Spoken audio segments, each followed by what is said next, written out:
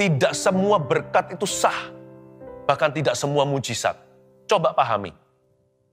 Kita hidup itu oleh iman. Dan iman itu tidak sembarangan. Iman itu juga memperhitungkan sumbernya. Bukan yang penting hasilnya. Dan Tuhan berbicara berkali-kali dalam seluk-beluk janji. Supaya kita ngerti gimana jadi umat perjanjian, gimana jalan dalam pengenapan. Supaya kita mengerti, diajari hari ini lewat saat teduh ini bagaimana kita itu memegang janji Tuhan. Kalau Anda belum subscribe di channel ini, segera supaya Anda bisa mengikuti terus rema-rema dari Roh Kudus ya. Praise the Lord, puji Tuhan. Ambil catatan dan Alkitab, kita belajar firman. Saya berikan judul seluk-beluk janji Tuhan. Kita buka di kitab Kejadian. Pasal yang ke-17, ayat ke-15. Seluk-beluk janji Tuhan. Saya ingin agar Anda memahami pengajaran ini supaya kita tidak lika-liku hatinya dalam janji-janjinya. Banyak orang itu nggak bisa konsisten berjalan dalam janji Tuhan. Nah, itu kesalahannya. Padahal janji Tuhan itu saling sambut menyambut. Artinya, dia selalu memimpin dari satu janji setelah penggenapan pada janji berikutnya. Estafetnya itu ada. Dan kalau hati kita lika-liku seperti ini, apalagi kalau kita salah paham dengan dia yang memberi janji, waduh, kita nggak akan bisa memperoleh sesuatu. Yakobus berkata, orang yang bimbang hatinya atau mendua hati tidak akan dapat apa-apa. Dan kalau dia berdoa pun dia salah doa. Doanya adalah untuk memuaskan dirinya atau memuaskan hawa nafsu. Pahami ini ya dengan segenap hati. Pelajaran-pelajaran ini, firman-firman ini adalah terobosan-terobosan baru dalam hidupmu. Pahami agar hatimu tidak lika-liku. Seluk-beluk janji di Kejadian pasal 17 ayat 15, sekali lagi tentang Abraham, saya bacakan. Selanjutnya Allah berfirman kepada Abraham. Tentang istrimu Sarai, janganlah engkau menyebut dia lagi Sarai, tapi Sarah, itulah namanya. Aku akan memberkatinya, dan daripadanya juga aku akan memberikan kepadamu seorang anak laki-laki. Bahkan aku akan memberkatinya sehingga ia menjadi ibu bangsa-bangsa, raja-raja dan bangsa-bangsa akan lahir daripadanya. Berhenti dulu di sana. Iman timbul dari pendengaran dan pendengaran oleh firman Kristus. Iman itu bukan mainan, iman-imanan. Iman itu harus ada fondasi, fundamentalnya adalah firman. Ayat 15 selanjutnya Allah berfirman kepada Abraham, itulah cikal bakal penggenapan janji. Ketika kita memperoleh janji itu dulu. Bagaimana kita bisa mengalami penggenapan? Kalau Alkitab aja nggak pernah kita buka. Kita tidak pernah merenungkan firman. Padahal janji Tuhan kaya di dalamnya. Harus ada kata selanjutnya Allah berfirman. Ada kelanjutannya. Saling sambut menyambut yang saya katakan tadi. Bagaimana bisa lanjut? Jikalau kita tidak pernah mau mengerti apa yang Tuhan firmankan. Makanya renungan seperti ini itu memerdekakan. Membebaskan. Ini impartasi bukan informasi. Selanjutnya Allah berfirman, saya yakin saya bisa khotbah, hanya Allah yang bisa berfirman. Saya bisa khotbahkan firman, hanya Roh Kudus yang akan menghidupkan firman itu dalam hatimu. Karena itu, belajar untuk menangkap sinyal-sinyal, rema-rema di balik kata-kata seorang pengkhotbah. Di balik pesan gembala, ada jawaban Allah. Waktu kita baca Alkitab sendiri juga, waspadalah, sebab nanti ada ayat-ayat yang melompat di dalam jiwa Anda. Itulah yang disebut iman yang timbul dari pendengaran. Selanjutnya Allah berfirman kepada Abraham. Ya, ini mulai masuk ke dimensi janji. Kalau Tuhan mulai berkata-kata, siap-siap, sebentar lagi sesuatu akan terjadi.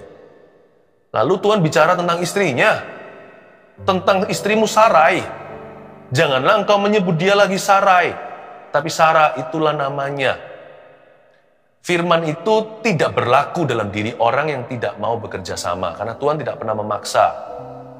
Roh Kudus itu sopan sekali, kalau roh jahat itu menyurupi. Nah, firman itu harus menjadi daging, dia harus menjadi flesh and blood. Tidak bisa jadi teori, kalau jadi teori tidak ada kuasanya, dan Tuhan sembunyikan powernya. Tapi ketika kita switch on, kalau kita tekan tombolnya, on off itu, kalau kita tekan on, jangan begini, ini aku putuslah dia. Firman itu harus diterapkan pada dirimu sendiri, jangan tuding jari. Ketika firman itu diterapkan pada Sarai, maka Tuhan menghidupkan badannya yang sudah tua bangka, gak mungkin bisa punya anak. Dia sudah menopause, sudah lewat masanya untuk melahirkan. Dia udah umur 90, bayangkan. Tapi Tuhan bilang gini, Sarai harus mengenakan firman ini atas dirinya sampai-sampai terjadi transformasi nama. Bukan berarti di sini diajarkan bagi kita mengubah nama kita baru berkat itu tiba. Enggak ya. Tapi ini adalah cetusan iman. Ini adalah tindakan iman. Firman itu perlu diresponi dengan iman. Dan harus ada tindakan. Iman tanpa perbuatan adalah mati. Tentang istrimu Sarai. Jangan engkau menyebut dia lagi Sarai. Tetapi Sarah itulah namanya. Karena Sarah itu artinya ibu bangsa-bangsa. Mana ada ibu bangsa-bangsa. Anak satu pun belum punya. Abraham minimal sudah punya satu anak. Dari Hagar tapinya. Sarai satu pun belum ada. Bagaimana bangsa-bangsa? Satu bocah aja gak punya. Tapi Tuhan bilang gini, kamu sama Sarai, dua-dua harus sepakat. Gak bisa. Kalau salah satu saja suami istri, tidak akan jadi. Buat anak juga harus dua. Maka Abraham kan sudah diganti namanya dari Abram menjadi Abraham, artinya bapak bagi bangsa-bangsa. Belum realisasi, belum dicairkan janji Tuhan. Sampai Sarai pun menerapkan janji itu atas tubuhnya, atau atas hidupnya, atau atas dirinya sendiri. Sebelum Sarai berganti menjadi Sarah, dan dia percaya bukan ketawa, hahaha mana bisa, maka janji Ishak itu tidak akan tiba. Kan Abraham tidak bisa mengandung kan? Perlu kandungan Sarah. Dibutuhkan Abraham dan Sarah sama-sama sepakat. Pesan Tuhan bagi suami istri, kalau mau melihat terobosan dalam apapun yang jadi kehendak Tuhan, apapun yang datangnya dari janji Allah dalam hidupmu, suami istri harus sepakat, tidak seperti Anania Safira, sepakat dalam hal jahat. Janji Tuhan itu harus disepakati suami istri. Pesan khusus bagi mereka yang berumah tangga. Dan ketika Sarai mulai menerapkan firman atas dirinya, mulai hari ini aku bukan Sarai, tapi Sarah. Apa bedanya sih Pastor Philip, Sarai dan Sarah? Kan bedanya I saja. Oh banyak, ya banyak. Ya contohnya bahasa Indonesia, katakan beda satu huruf aja, saya nggak kepikir sih sekarang. Itu bisa beda artinya. Sarah di sini artinya ibu bangsa-bangsa. Lalu ayat 16 Tuhan berkata begini dengan jelas, aku akan memberkatinya. Bukan hanya Abraham loh ya, Sarah juga.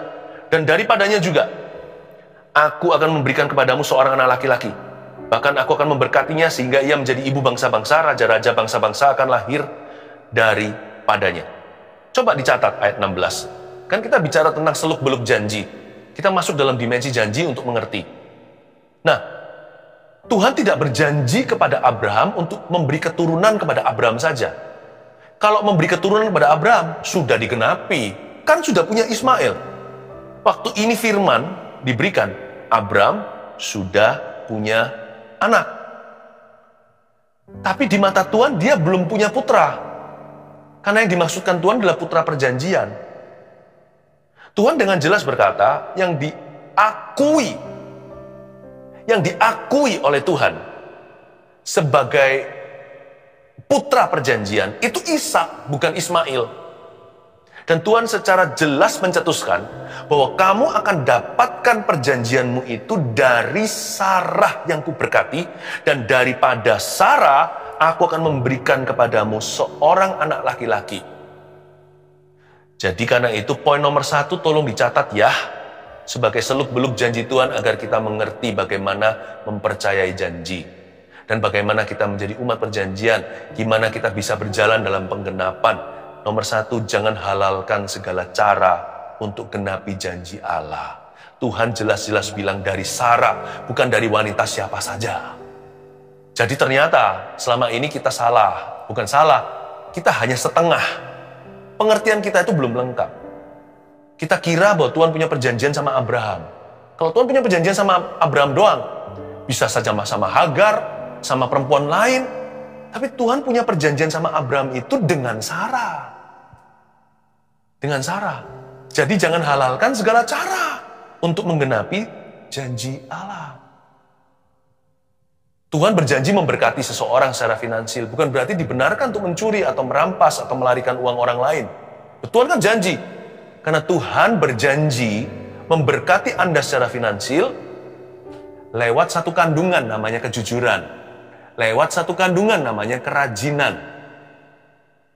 Ya, Tuhan berjanji untuk memberkati seseorang, untuk agar supaya dia sembuh. Misalkan dia sakit, dokter sudah angkat tangan, medis secara sains atau secara ilmu pengetahuan sudah nggak bisa berbuat sesuatu apa-apa. Anda cari Tuhan, Tuhan memberi janji bahwa Anda akan sembuh. Namun demikian bukan ke Tuhan, Anda cari sumber-sumber yang berisi kuasa kegelapan, alternatif-alternatif yang dilarang oleh firman Tuhan. Gak apa-apa kan? Gak apa-apa, segala kesembuhan kan dari Tuhan. Abraham kan bisa bilang yang sama, gak apa-apa kan? Yang penting punya anak kan? Yang penting saya menggenapi visi saya. Visi saya apa? Ya sesuai dengan nama saya Abraham menjadi berarti saya adalah bapak segala bangsa-bangsa. Sebelum saya jadi ayahnya bangsa-bangsa, kan harus jadi papa satu orang anak dulu. Kan nggak apa-apa, yang penting saya punya anak. Yang penting punya keturunan. Kalau Sarah mandul, ya saya pakai jalan alternatif. Hagar pun jadi. Boleh kan? Nggak bisa. Nggak bisa. Tuhan janji untuk menyembuhkan Anda. Ya, sekalipun mungkin lewat medis sudah nggak bisa, tidak membenarkan bahwa Anda cari kuasa gelap. Cari orang-orang yang bukan sumbernya Roh Kudus. Dan katanya menjanjikan bisa sembuh. Sekalipun kalau Anda sembuh, itu Hagar. Oh, binasalah jiwa. Itu kesembuhan hanya pindah penyakit namanya. Yang keluar itu Ismail, bukan Ishak. Itulah sebabnya Tuhan dengan jelas berkata, ayat 16, aku akan memberkatinya, jelas-jelas Sarah. Dan daripada Sarah, bukan sembarang wanita, aku akan memberikan kepadamu seorang anak laki-laki. Jadi jangan mengejar keuntungan dengan cara apapun yang Anda halalkan. Bahkan kita tidak perlu memenangkan jiwa dengan membayar segala harga. Anda tidak perlu menjadi seorang perokok untuk memenangkan kawan Anda yang merokok. Anda tidak perlu untuk jadian dengan orang yang tidak seiman supaya nanti ajak dia ke gereja. Kan tujuannya mulia. Halalkan segala cara. No ya, no. Sarah, Tuhan bilang dari Sarah. Catat baik-baik Sarahmu itu apa. Dari mana kau dapatkan janji itu? Sama pentingnya dengan janji itu sendiri. Jangan halalkan segala cara untuk genapi janji Allah. Ya, the ends don't necessarily justify the means. Tujuan tidak otomatis menghalalkan segala jalan. Ayat 17. Lalu tertunduklah Abram dan tertawa serta berkata dalam hatinya, mungkinkah bagi seorang yang berumur 100 tahun dilahirkan seorang anak? Dan mungkinkah Sarah yang telah berumur 90 tahun itu melahirkan seorang anak? Abrahamnya tertawa. Dan Abraham berkata kepada Allah, sekiranya Ismail diperkenankan hidup di hadapanmu. Tetapi Allah berfirman ayat 19, tidak, melainkan istrimu Sarah lah yang akan melahirkan anak laki-laki bagimu. Dan engkau akan menamai dia Ishak. Spesifik loh ya. Engkau akan menamai dia Ishak. Abraham belum punya anak nama Ishak. Yang dia punya adalah Ismail. Dan kau akan menamai dia Ishak, dan aku akan mengadakan perjanjianku dengan dia. Menjadi perjanjian yang kekal untuk keturunannya. Tentang Ismail, kata Tuhan di ayat 20, aku telah mendengarkan permintaanmu. Ia akan kuberkati. Kubuat beranak cucu dan sangat banyak. Ia akan memperanakkan 12 raja, dan aku akan membuatnya menjadi bangsa yang besar. Tetapi perjanjianku akan kuadakan dengan Ishak. Diulang lagi. Spesifik sekali. Belum ada seseorang di rumah tangga Abraham namanya Ishak. Karena Ishak itu namanya unik sekali. Artinya tertawa. Sebenarnya nggak terlalu bagus-bagus banget. Kalau joy, sukacita lain cerita. Tertawa. Ini untuk mengingatkan Abraham tertawa waktu dengar janji itu. Mana bisa. Padahal dia adalah bapak iman. Belum lagi nantinya. persis 1 tahun sebelum nanti si Sarah mengandung, didatangi sama malaikat, Tuhan dengan 2 malaikat, didatangin. Lalu waktu memberitahu dia akan hamil, Sarah tertawa. Jadi kata Ishak itu sebenarnya nggak lazim dalam rumah tangga ini, karena Tuhan memberi nama itu untuk mengingatkan mereka bukan dosa mereka atau aib mereka, tapi itu mengingatkan bahwa anak ini adalah anak mujizat. Tuhan bilang begini, tetapi perjanjianku ayat 21 akan kuadakan dengan Ishak. Gak ada orang lain yang dia punya, Ismail, yang akan dilahirkan Sarah bagimu tahun yang akan datang pada waktu seperti ini juga. Setelah selesai berfirman kepada Abraham, naiklah Allah meninggalkan Abraham. Coba bayangkan, Tuhan tuh mengulang-ulang. Masa Tuhan bertele-tele? Ayat 21 loh diulang-ulang lagi. Perjanjianku itu akan kuadakan dengan Ishak. Ishak lo ya, Ishak lo ya, Ishak lo ya, ini lo ya, ini lo ya. Apa-apa cerewet gitu ya. Kadang-kadang orang tua perlu cerewet karena kita bebal. Diingatkan lagi. Ya. Jadi Tuhan beritahu pada Abraham, Ishak lo ya, Ishak lo ya, Ishak lo ya. Lalu nggak cukup di situ, yang akan dilahirkan Sarah lo ya, Sarah lo ya. Yang dilahirkan Sarah bagimu. Waktunya pun spesifik sekali, tahun yang akan datang. Pada waktu seperti ini juga. Waktu itu Abraham umur 99. Belasan tahun yang lampau dia dapat Ismail. Waktu dia umur 86. Abraham punya anak pertama. Tapi bukan dari Sarah. Itu enggak? Kalau bukan dari Sarah, termasuk enggak? Kalau bukan dari Sarah, sah enggak? Tidak semua berkat itu sah. Bahkan tidak semua mujizat. Coba pahami. Kita hidup itu oleh iman. Dan iman itu tidak sembarangan. Iman itu juga memperhitungkan sumbernya. Bukan yang penting hasilnya. Dan Tuhan berbicara berkali-kali dalam seluk-beluk janji. Supaya kita mengerti gimana jadi umat perjanjian, gimana jalan dalam pengenapan. Supaya kita mengerti, diajari hari ini lewat saat teduh ini bagaimana kita itu memegang janji Tuhan. Dan jangan seperti Abraham yang putus asa di tengah-tengah, hampir kecewa, goyah imannya. Lalu kompromi, membuat kesalahan. Tapi sebenarnya kita tidak lebih baik dari Abraham. Abraham bisa gitu, apalagi you and me. Tapi kita bisa pelajari hari ini. Jangan halalkan segala cara. Tuhan ingatkan Abraham berkali-kali, ya boleh salah sekali, Hagar jangan salah kedua kali.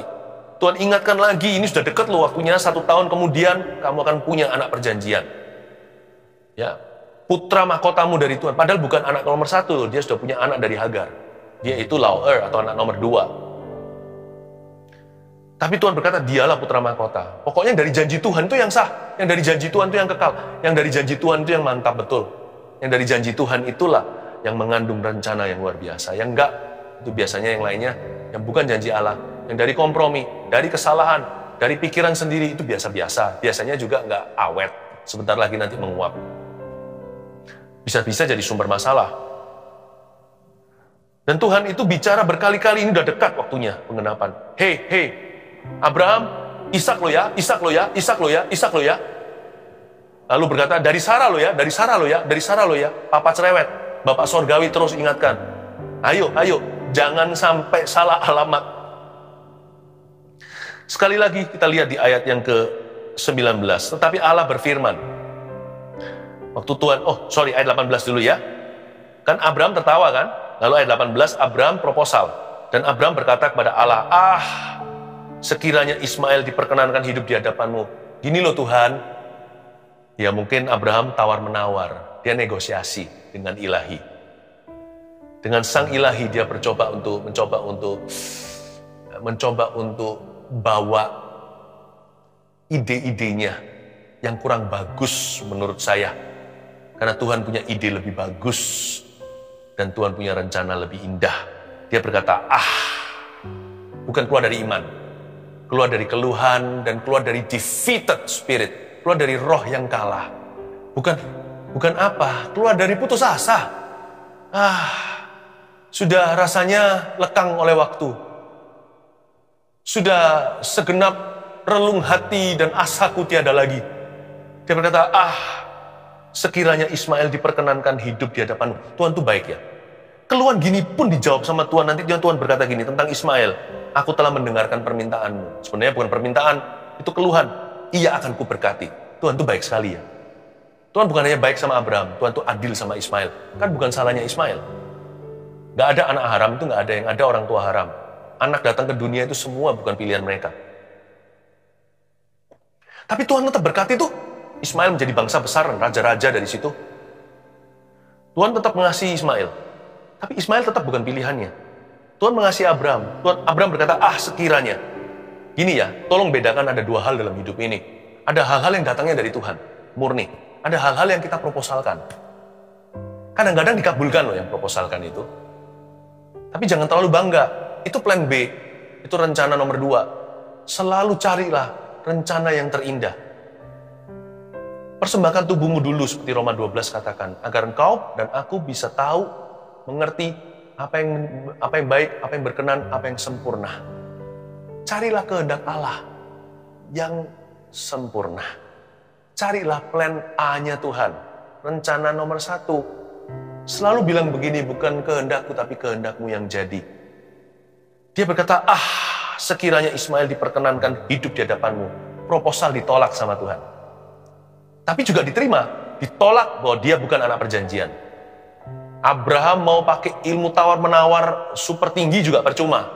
Tuhan sudah menentukan pilihan. Tapi diterima proposalnya juga. Artinya Allah mengalah dan berkata, oke, Abraham, aku tetap akan berkati dia. Karena dia juga adalah anakmu. Ya, juga anaknya Abraham, bukan? Maka Tuhan berkata, aku akan memberkati dia. Tapi, kalau soal penggenapan janji, kalau soal sekiranya, itu kan berkat saja. Kadang-kadang Tuhan kasih loh kalau kita maksa. Kadang-kadang kalau kita itu minta terus-menerus, Tuhan berikan. Tapi nggak tentu bagus. Seperti bangsa Israel, minta burung puyuh. Mati gara-gara itu, nafsu rakusnya. Jadi jangan pernah kita bangga kalau doa kita dijawab. Kita harus bangga kalau kehendak Tuhan jadi. Abraham dijawab doanya untuk Ismail. Ya, itu proposal. Ada hal-hal tertentu di hidup ini yang dari kita ke Tuhan. Sebagian ditolak, sebagian diterima. Tapi yang dari Tuhan ke kita, udah terima dengan lapang dada. Udah jangan tawar-menawar, jadilah kehendakmu. Bukan kehendakku yang jadi. Let your will be done. Langsung makan mentah-mentah kalau itu dari Tuhan. Dan kalau itu kelihatannya mustahil, mungkin justru itulah dari Tuhan. Kalau yang bukan dari Tuhan, maksud saya, kalau sesuatu itu biasa-biasa, mudah dicapai, masuk akal, kemungkinan besar bukan dari Tuhan.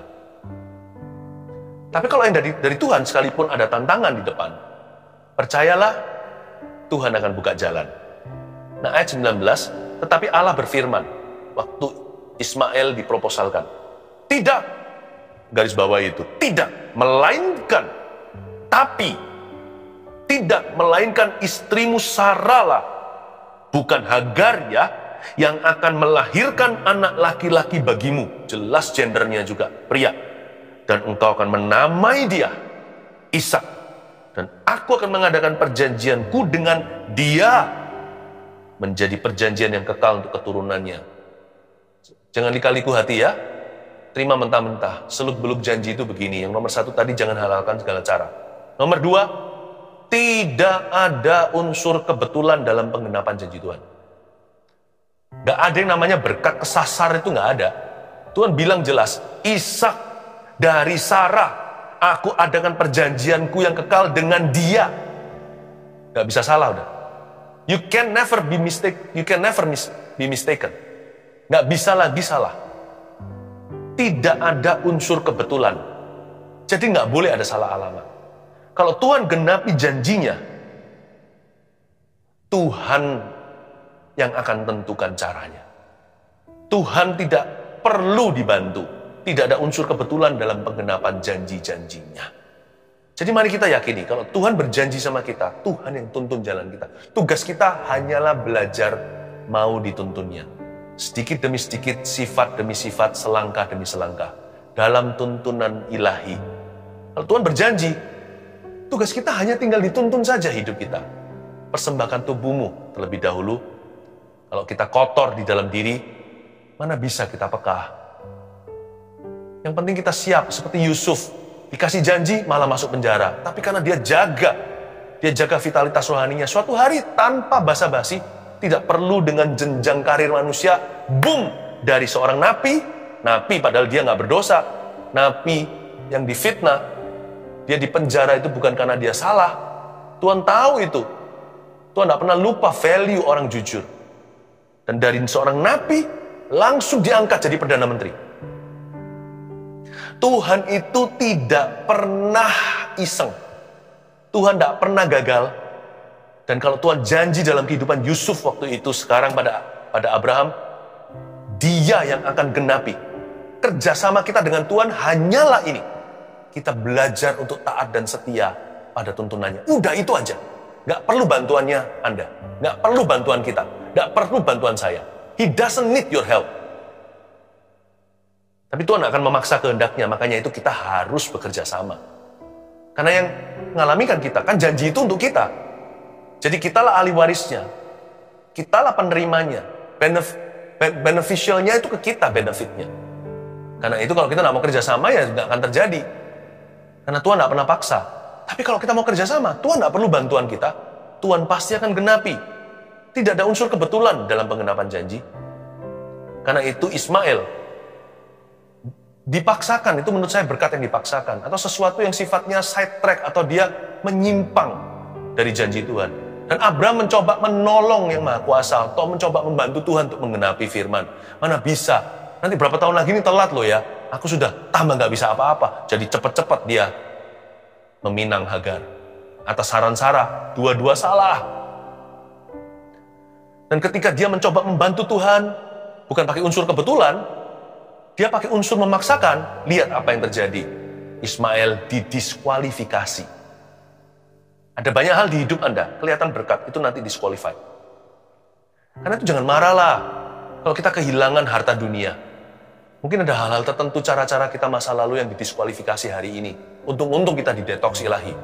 Kalau enggak nanti kan, daripada kita ketemu di akhirat nanti, di dalam pengadilan Allah, kita di situ dituntut gimana. Ada banyak hal di dalam hidup ini, yang Tuhan itu proses kita. Ada hal-hal tertentu, ada berkat-berkat tertentu didiskualifikasi. Karena jangan kejar berkat. Miliki hidup kita itu loh, miliki perjanjian dengan Tuhan. Dan belajar jadikan penggenapan setiap janji itu petualangan tersendiri. Every fulfillment of His promise itu an adventure in itself. Sebuah petualangan yang luar biasa. Yang penting iman kita bertumbuh dalam semua pengalaman hidup kita. Dan kita lihat sekarang ayat berikutnya, ayat 23. Setelah itu Abraham memanggil Ismail anaknya. Dan semua orang yang lahir di rumahnya, juga semua orang yang dibelinya dengan uang, yakni setiap laki-laki dari isi rumahnya, lalu ia mengerat kulit katan mereka pada hari itu juga, alias sunat ya, seperti yang telah difirmankan Allah kepadanya. Abraham akhirnya kita melihat dia mengerat kulit katan mereka semua, termasuk Ismail anaknya. Ishak belum ada. Abraham berumur 99 tahun ketika dikerat kulit katanya, dan Ismail anaknya berumur 13 tahun ketika dikerat kulit katanya. Pada hari itu juga Abraham dan Ismail anaknya disunat, dan semua orang dari isi rumah Abraham, baik yang lahir di rumahnya maupun yang dibeli dengan uang dari orang asing, disunat bersama-sama dengan dia. Nomor 3, seluk-beluk janji itu kayak gini, untuk jalan dalam penggenapan. Setelah jangan halalkan segala cara untuk genapi janji Allah, juga tidak ada unsur kebetulan dalam penggenapan janji Tuhan. Yang terakhir, buktikan iman kita pada janjinya dengan ketaatan. Ini palu godamnya.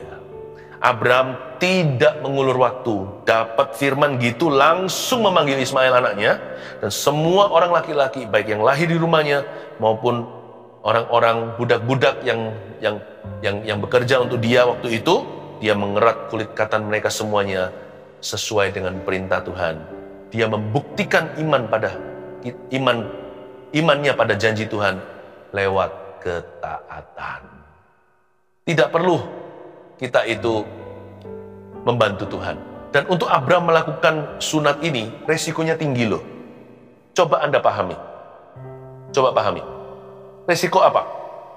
Resikonya adalah Abraham itu tidak lama lalu baru perang melawan 4 raja dan mengalahkan mereka, serta menyelamatkan Lot kemenakannya. Nah bayangkan, sekalipun kalah tentaranya, rakyatnya akan bangkit lagi, yang namanya bangsa nggak akan punah. Tapi pada waktu dia sunat semua pria, itu berarti termasuk all his fighting men, termasuk semua orang-orang yang mampu berperang. Dia bawa 300 sekian waktu itu, seperti Gideon, untuk melawan raja-raja ini. Semua dalam kondisi tidak bisa angkat senjata. Karena zaman dulu kan belum canggih seperti hari ini. Sekarang pun masih perlu waktu pulih. Dan untuk dia lakukan ini, untuk dia taat, itu penuh resiko. Jikalau terjadi retaliasi atau terjadi balas dendam dari pihak raja-raja yang tidak takut akan Tuhan itu, dia nggak punya tentara. Semua prianya lumpuh. Tapi dia nggak peduli. Tuhan berfirman, dia langsung lakukan. Karena dia adalah Bapa iman. Dan imannya bukan omong doang. Dia buktikan imannya kepada Tuhannya. Langsung lewat ketaatan. Janji itu percuma kalau tidak kita melakukan bagian kita. Tapi janji itu menjadi supranatural ketika di dalam alam natural atau alami kita berani dan sengaja untuk taat kepada Tuhan. Urusan Tuhan dari pihak sisi sana, notarisan sorga, Tuhan tidak perlu dibantu, dia akan genapi. Dari sisi kita, zaman dulu perjanjian sunat, zaman sekarang perjanjian baru adalah ketaatan dan kekudusan saja. Dari sisi kita, mari kita buktikan. Jangan kita koar-koar dan kita bergembar-gembor dan berkata, aku percaya janji Tuhan, aku percaya janji Tuhan. Seringkali orang yang suka mendengungkan dia itu percaya, akan diuji kepercayaannya lewat ujian ketaatan. Karena seluk-beluk janji di sini. Kalau orang tidak mau taat, hanya mau percaya janji, orang itu lika-liku hati. Itu bukan seluk-beluk janji, itu orang tidak lurus jalannya dengan Tuhan. Janji Tuhan hanyalah menjadi suatu angan-angan. Seluk-beluk janji di sini masuk ke dalam setiap tikungan-tikungan penggenapan itu dimulai dengan suatu niat dalam hati, bukan percaya saja, tapi aku mau taat kepada Tuhan. Buktikan hari ini kalau Anda percaya kepada janji Tuhan. Buktikan dengan ketaatan. Kalau Anda percaya Tuhan itu beserta denganmu, sekalipun susah, ampuni yang bersalah padamu. Kalau Anda percaya Allah itu adalah kasih. Kalau Anda percaya bahwa Tuhan itu bisa memelihara, bekerjalah dengan konsentrasi. Serahkan sisanya kepada Tuhan yang sanggup untuk memberkatimu dan mengangkat kondisi hidup Anda yang terpuruk hari ini. Amin. Kalau Anda percaya Tuhan bisa sembuhkan Anda, jangan tunggu Anda sembuh dulu. Anda bisa peduli pada sesama, doakan mereka dalam kebutuhannya. Kalau Anda yakin Tuhan telah mendengar doamu, doakan orang lain juga. Buktikan imanmu melalui ketaatan yang bisa Anda lakukan. Taati apa yang sudah Anda tahu sebagai hal yang baik dan benar di hadapan Tuhan. Jangan ditunda, taat sekarang seperti Abraham, taat seketika itu juga. 3 poin ini, seluk-beluk janji Tuhan, catat dan lakukan. Saya percaya setiap tikungan dalam hidupmu mulai hari ini akan ada penggenapan. Haleluya. 1 Petrus 4 ayat 7. Kesudahan segala sesuatu sudah dekat. Karena itu, kuasailah dirimu dan jadilah tenang, supaya kamu dapat berdoa. Saudara yang terkasih, terima kasih telah mendengarkan firman Tuhan hari ini. Jangan lupa untuk dukung terus channel ini dengan cara subscribe, like, share, dan juga komen. Agar saudara kita yang lain juga boleh terberkati. Tuhan Yesus memberkati kita.